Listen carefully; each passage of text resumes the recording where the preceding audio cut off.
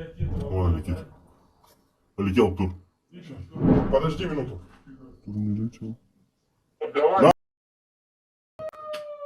Чех, расскажи, пожалуйста, о своем последнем боевом задании. Сколько ты там находился, что было? 10 дней работали, получается. Немцы лезут. Как бы работы полно, работы у нас всегда полно. Находимся без связи, как бы сразу сказал. Ну, всегда, когда уезжаю на задание, предупреждаю родственников, что могу месяц быть не на связи, могу 2 быть не на связи.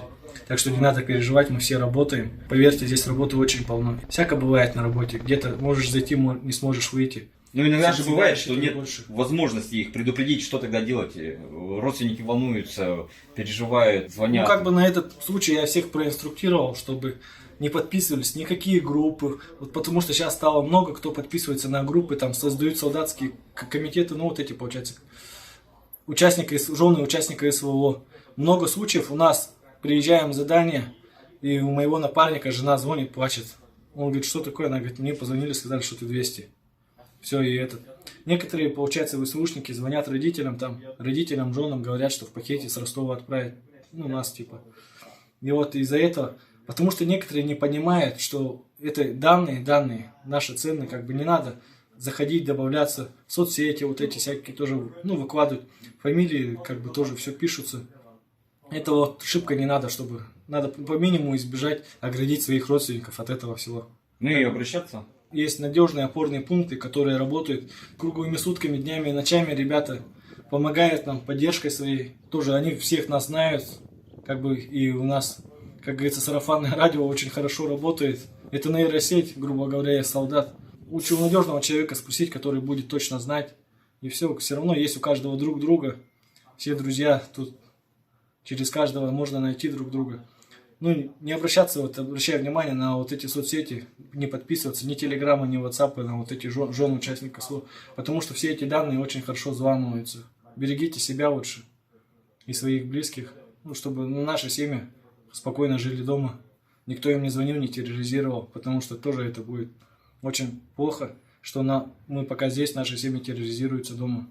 Недавно тоже у нас был случай у парня, ему, получается, писали. Мы были не на связи, но мы приехали, вот вышло много таких случаев.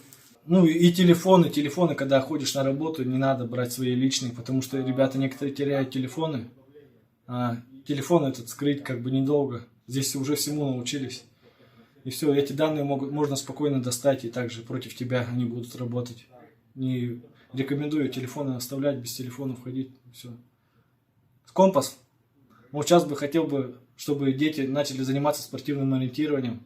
Это очень помогает, вот как бы, потому что столкнулся с тем, что многие взрослые даже не знают азимуты, не азимуты.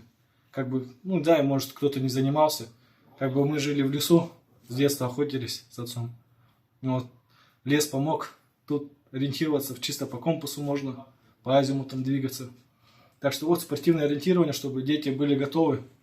Наше поколение, наша смена должна готовиться к всему. И также не забывать про дроны. Сейчас бы тоже хотел подчеркнуть, что вот много детей, кто занимается программированием, у них это очень хорошо идет, и их надо направить в нужное русло, чтобы у нас было КПД. Если они будут работать в нужном направлении, мы всегда будем впереди. Потому что информационная война, она всегда будет войной вот этой информационной. Нам нужны тоже хорошие айтишники, программисты. Это очень важная сеть. Потому что мы столкнулись с тем, что дрон надо с нуля программировать хорошо. И это мы сейчас как бы осознаем, здесь уже все узнаем.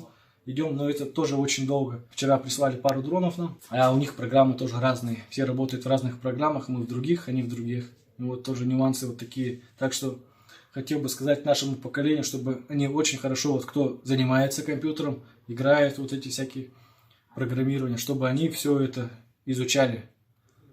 Вот это направление очень развито. Раньше я думал, да, на компьютере играешь, значит задрот. Это не так. Если ты играешь, ну, у меня, получается, родственник тоже программированием там что-то занимается.